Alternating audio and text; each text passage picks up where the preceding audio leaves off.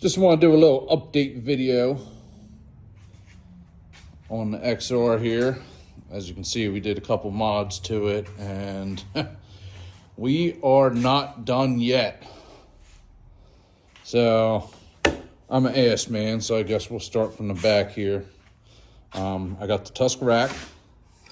I did the flush mount. These are the flush mounts. I think that looks pretty clean in there. So basically, I just drilled a hole in the top and ran it so you can't see it. Looks nice and clean till you get down. Took that big old dumb tail light off the back and put this on there. I did leave the tool bag just so I can still fit my registration, and it hides those wires a little bit. A custom made bracket. When you buy the light, they don't give you the bracket. Basically all I did, there's two little holes from your stock tail light. I just got a little piece of sheet metal, probably see under there, and I just drilled the holes to match the stock one, ran a bolt through it, drilled two holes from my top license plate, and just cut around the side of it. So that looks nice and clean. I went with the Lex exhaust just because, you know, I heard it wasn't too loud, and that's what I wanted, because some of the places I ride, you know, probably really shouldn't be riding there, but we're doing it anyway. And plus, if I want something loud, I'm just gonna take this Raptor out. That thing's got the HMF on it. I think it's loud as hell. And fast too. But yeah, so this rack is cool. I have to get a bag or something. Put a cooler on here, take some trail beers out, or a little tool kit or whatever. And I'm going to eventually do the Trans-American Trail, so I figured some type of rack would be good. I'm going to get foot pegs. They did not come with it. Waiting here from Rocky Mountain. I don't know if I need 10 or 12 millimeters, but for the brackets, I went ahead and put the foot peg mounts on there.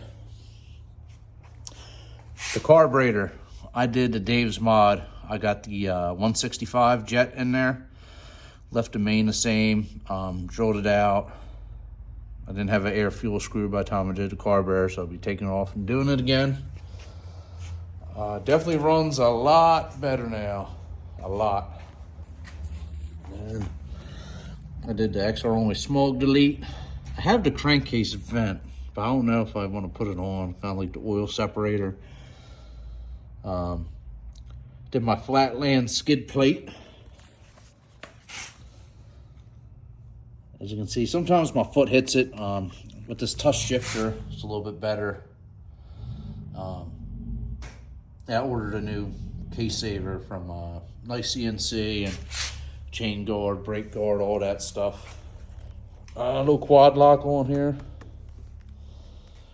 I have the bars coming, Pro Taper bars, 1 1/8, so I'll be putting that riser on.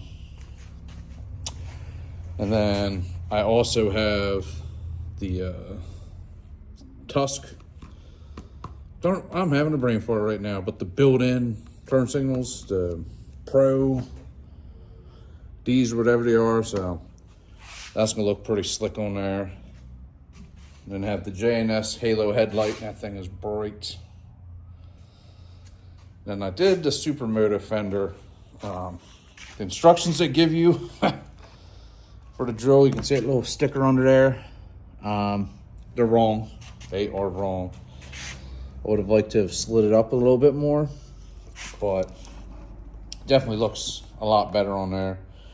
I got a black tank coming, so I'll be doing that.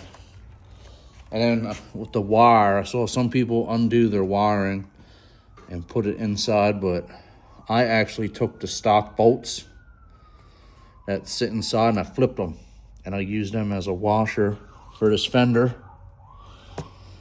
But I think I'm just gonna leave it. It'll be fine, because I'm gonna fabricate me a little bracket. I'm gonna get a little tiny light bar here. Riding on the road, this is fine, but if I get caught in the mountains riding off road at night, I want a nice little bar. But see, that thing's bright. Those are the low beams too. The halo's always on. You can change it to amber in color if you want, but I think that's ugly. So I just left it on to have a little bit of extra light. And those are the high beams. These, I know the video ain't gonna do it no justice, but they are really bright. Really bright, so yeah. It's coming along here. Oh, I forgot to mention I did the 14 tooth sprocket. Okay, it's hard to think that I only had this bike for 2 weeks and I did all that, but I think the gas tank, the black tank without all these shrouds and stuff, it's gonna make this look cool.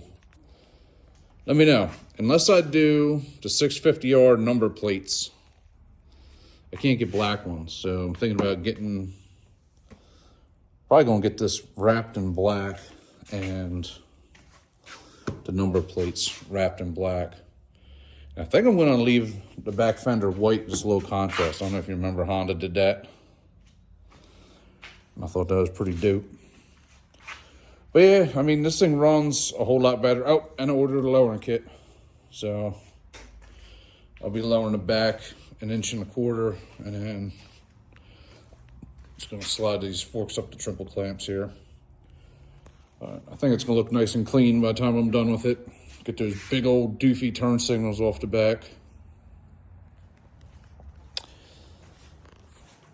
I know the rack don't add, you know, a whole bunch of style to it, but those turn signals on, I'll put them off here. They're not going to blink because I don't have the LEDs for the front yet, and they're on the same circuit, but just so you can kind of see how bright they are. So you'll definitely see those enough when they're off. You don't see it. I think it looks pretty clean myself. But yeah, there you go. And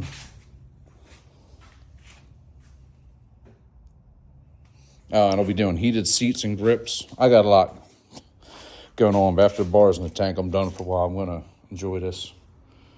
Got 225 miles on it in 2 weeks, and it's been raining, so not too bad. Still hog there.